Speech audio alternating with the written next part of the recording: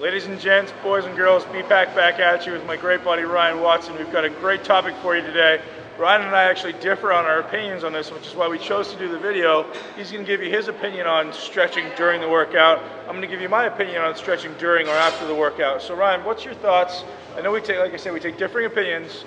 Why do you, Ryan chooses to stretch during, you explain, he likes to stretch during the workout, and explain why and what you feel like it does for you. Well, you know, basically I think a lot of my stretching techniques and beliefs are kind of originated from like my athletic background of playing football, and we would always taught to dynamically stretch, dynamically warm up, you know, which is basically like a stretch that involves a movement pattern that's going to help warm up, specifically getting muscles to fire that you're going to be working.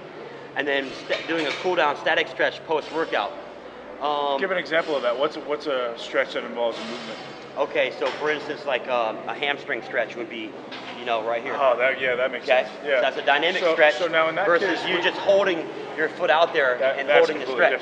Now in that case, would you be trying to contract your quad while you're doing that? So I think without a doubt. That makes complete sense. Yeah, absolutely. Yeah. I'm all for that. So therefore, you're stretching the muscle out, right, and you're getting it, blood flow. Yeah, exactly, whatnot. And you're kind of getting your central nervous system ready for activity and whatnot. Right. So that's been beneficial. Now, but I find though that like over the years, I know a lot of the research is out on like static stretching before your workout. I don't really do the static stretching before my workout, but I start to incorporate it about halfway through my workout. Okay, while my muscles are really warmed up, my tendons and ligaments are very pliable and stretchable, I start to incorporate some 15-20 second holds for whatever particular muscle group that I'm trying to work that day. And dude, I just find that it helps to stretch out the fascia, it helps to release some of that lactic acid, enables some more blood to get into the muscle.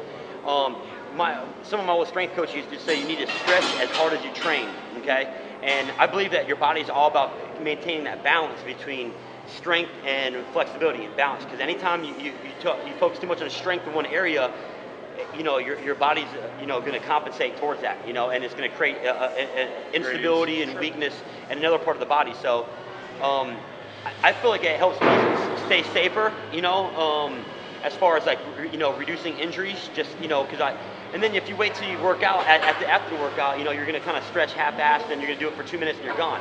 Right. But if you're stretching between sets after you've already warmed up and you got your pump on, I find that you've gotten in about 10-15 minutes of stretching between sets. So instead of killing time, twiddling your thumbs between sets, I'm stretching.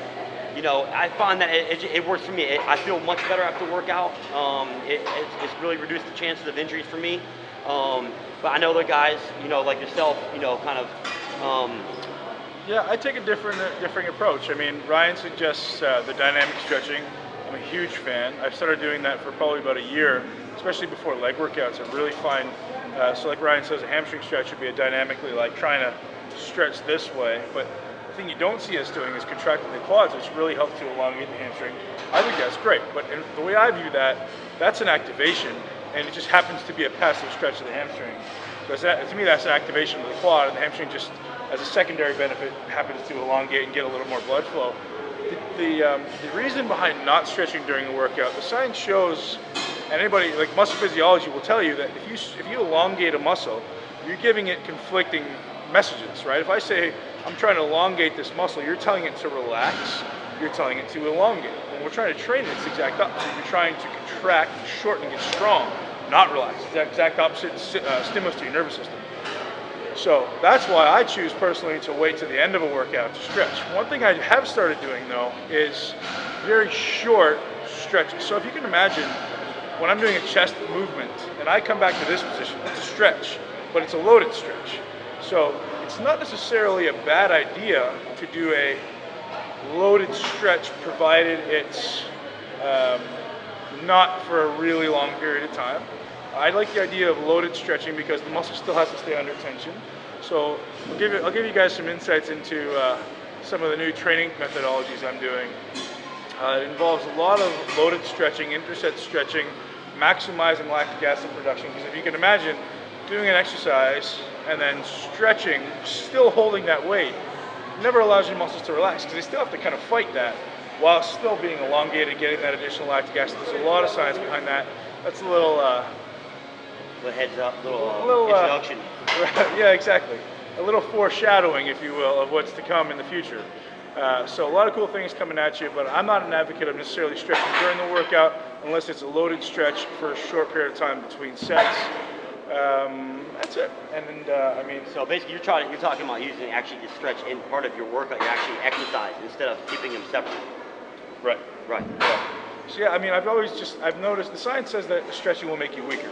So theoretically, and that's not necessarily a bad thing. I just want to prevent injury. If I'm giving my muscles two conflicting signals, one saying get as strong and powerful as possible, and the other saying relax and elongate, that's two conflicting signals, and I don't want to put myself at a predisposition for injury. And I think that a lot of the stretching intervals determine on how long you're stretching muscles, whether it deactivates that stretch reflex mechanism. Sure. So, yeah. I mean, I've heard anything from like holding a stretch over 30 seconds is going to deactivate that. So I try to keep my stretch between 15 to 20 seconds. And I try to stretch so I'm like, in a really amount of discomfort, but not to a point where I'm going to like tear a limb or anything like that. One thing that I started doing, I'm more of a fan of activating muscles versus stretching muscles. So an example being, if we're trying to train chest, and so obviously I'm trying to elongate the chest in a stretch is my goal. If I'm stretching, the goal is to elongate. I'll actually do the opposite. Instead of putting my resistance here and trying to stretch this muscle, I'll actually put my resistance here, push that way, and try to elongate the muscle that way. So you're still getting the benefit of elongating the muscles while activating the muscles in the back. Does that make sense? Sure. So you can't see I'm actually pushing into Ryan. Yeah. So like activating these muscles in the back, and then and reciprocally we're going to elongate this muscle. He made a great point too. Like one of the only really ways to truly get a muscle to completely relax is to activate the antagonistic muscle group. So by that, I've never heard of that concept. I think that's great. Activating the antagonistic muscle group, causing the opposing muscle to completely stretch and relax. Right.